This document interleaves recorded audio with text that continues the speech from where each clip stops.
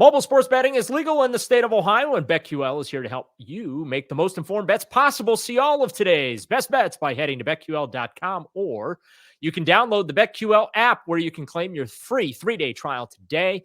Go to BetQL.com/news/923thefan for all of those exclusive sportsbook offers. He's Daryl Ryder. I'm Andy Baskin. It's always game day in Cleveland, brought to you locally by Smiley One and Bryant. That's right. Together, they're a great team, and they are Northeast Ohio's heating and cooling experts. Daryl, so go ahead. Tell me. Let's start here, though. I want to understand this first. Why is Dorian Thompson-Robinson not the backup quarterback this week? I will answer your question with a question because that's what I was always taught to do. Did you not watch the Baltimore Ravens game, Andy? I did. I did watch the Baltimore Ravens. So you're saying that they genuinely straight out said, hey, DTR, you're not ready for this, so we want you on the bench. I'm pretty confident that's how that conversation went. Because here's the thing. So DTR did tell us Wednesday at his locker that he found out because, the conspiracy theory was because he had dressed in a real nice suit walking into the stadium that he knew going in that he was going to start that football game. Well, he told us at his locker that he wasn't wearing that after the game, though, Daryl. He was wearing like a T-shirt. I know. So he told us that he found out he was starting that game at 10:30. Deshaun Watson's pregame workout ended around 10:25 a.m., okay?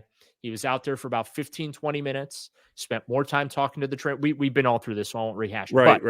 So basically, 5 minutes after Deshaun Watson walked off that field, that's when DTR found out, oh, hey, I'm starting against the Baltimore Ravens. Someone have the last rites ready to be read soon, please. And then he went out there and, we saw what happened to him. So, Daryl, that's his job, though. I mean, he's got to be ready every game. I mean, his job mentally has to be I'm in on the next snap. Well, and here's the thing. I mean, he talked about, hey, I thought I prepared my butt off. I felt like I was ready to go.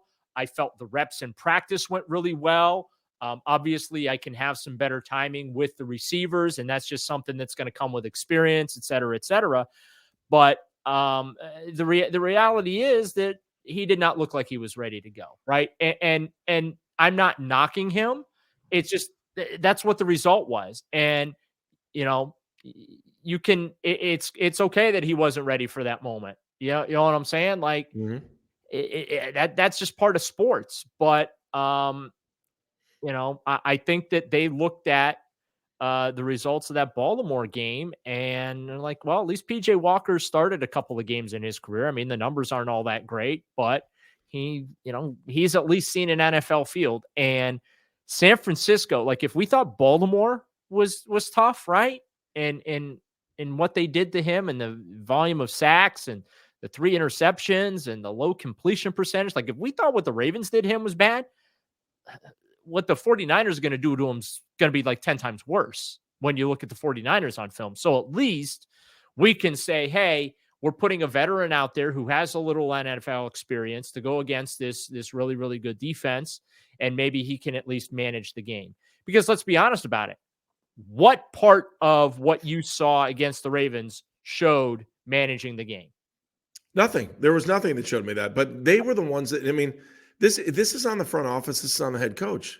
I mean, they had a meeting and said, if Deshaun Watson's hurt, the next snap goes to Dorian Thompson-Robinson. That's what happens when you make a guy number 2 quarterback and don't keep a veteran on the roster. At least have a veteran on the roster that's going to be there that you don't have to bring up from the practice squad quickly.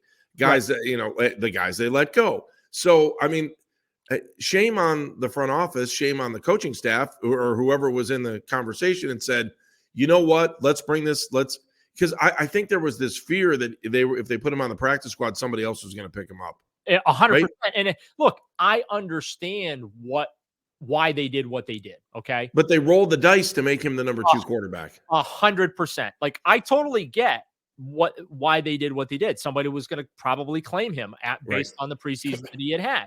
And you didn't want to, so you give him but they also didn't want to commit a 3rd roster spot to another quarterback here. And that's why I asked Kevin Stefanski on Wednesday, so what are you going to do with PJ here? Are you going to elevate him to the 53 to start the game, or sign him to the 53, I should say, to start this game? Or are you going to leave him on the practice squad and then just have him be a standard game day elevation? And he gave the old, we're still trying to figure that out response. And that's understandable. But you're right. It is on the front office for not putting someone in front of DTR that's more experienced. Like, really, was that 53rd roster spot, like whomever it went to, right? Doesn't matter. Right.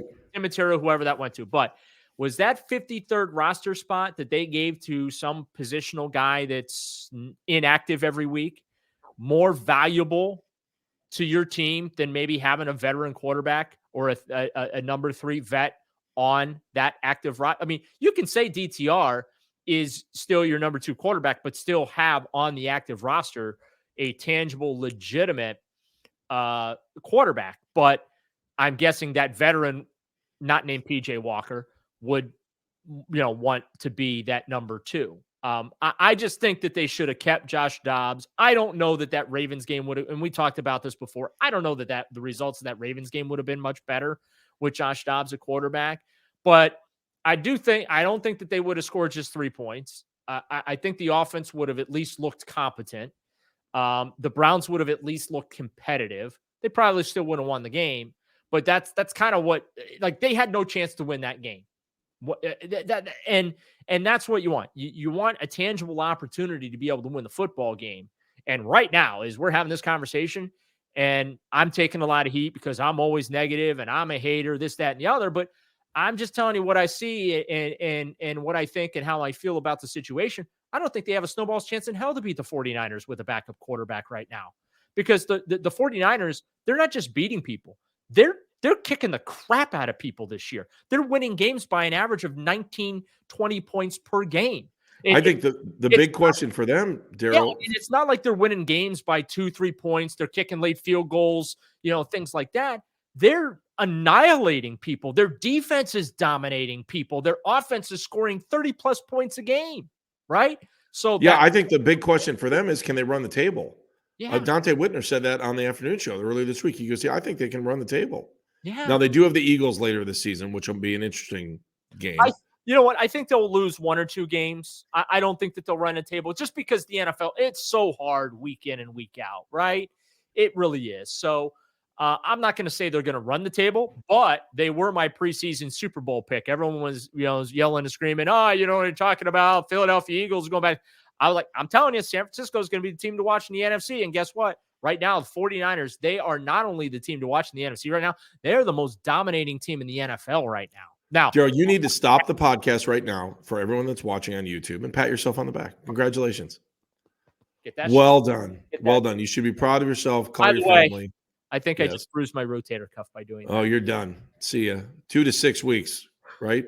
Oh, don't say that. Oh, I'll say this. If this Deshaun injury lasts beyond this week, then the Browns are in serious, serious trouble. Like, if he can't come back, okay, they go to Indianapolis, right? Right. I had to look at my Brown schedule, those of you watching on YouTube. If he can't come back to play against the Colts, right? And it's Gardner Minshew v. whomever, right? Whether it's PJ Walker or DTR, I am really, really concerned then all of a sudden about this game. Because this one here, this is a mulligan for me, right? I mean, it's good. Unless they do something incredibly stupid at the end of the game and lose a heartbreaker, it's going to be real hard for me to get up a bunch of hot takes of how the Browns, blew a game against such a dominating force. But they need Deshaun back for the Indianapolis Colts. And I think that goes back to your earlier point of maybe this isn't the worst week to give Deshaun off. Well, let me also say this, that if they're not contemplating bringing in another quarterback by the 31st, then they're looking at setting up the defense the way they set up Joe Thomas for years. What a waste. What a waste. Because the Browns defense is good. And, yes, the Ravens figured out how to run on them, but this defense is a playoff defense. And if you're going to let one side of the ball absolutely crush you so that you can advance, shame on them. They need to go out and get somebody. They need to go out and get somebody if they think that. And they better make that decision quick. But the key is they have to figure out how severe that injury is to Deshaun. And it sounds to me like Deshaun didn't know, the team didn't know, and the doctor said, well, everything's connected, right? I mean, that's really what else could they say? It's all connected. There's no structural damage in there. And then it turns out that there is some bruising in that that's preventing him from being able to throw. But when you talk about the defense, right? San Francisco is number 1 in points allowed at 13.6, and the Browns are right behind them, allowing just 15 points per game. So the top there you have it. defenses are squaring off. Now, here's where the contrast comes in, though, and that's when you talk about the offenses, right? The Browns are 23rd in scoring, averaging 19 points a game, whereas the 49ers, which I like, couldn't believe that they're not number 1 in scoring, but they are second in scoring, averaging 33.4 points a game. The Browns are 21st in total offense. The 49ers are 3rd. Run offense, Browns are 5. 49ers are 3rd. Pass offense, Browns are 30th. Not great. And the 49ers are 8th, I should say, with Brock Purdy as their quarterback. So that's where this is, like, it's tight defensively. When you look at both of these defenses together, like, this could be a offense optional type of game, right? It's going to be real tight. Maybe first 1 to 15 or 16, whatever, right? First 1 to 17 is going to win the game. But then you break down the offenses and you see what San Francisco has, and then you look what the Browns have, and that's where you get that major, major separation between these two teams. All right, let's talk more about injuries when we come back. It's always game day in Cleveland.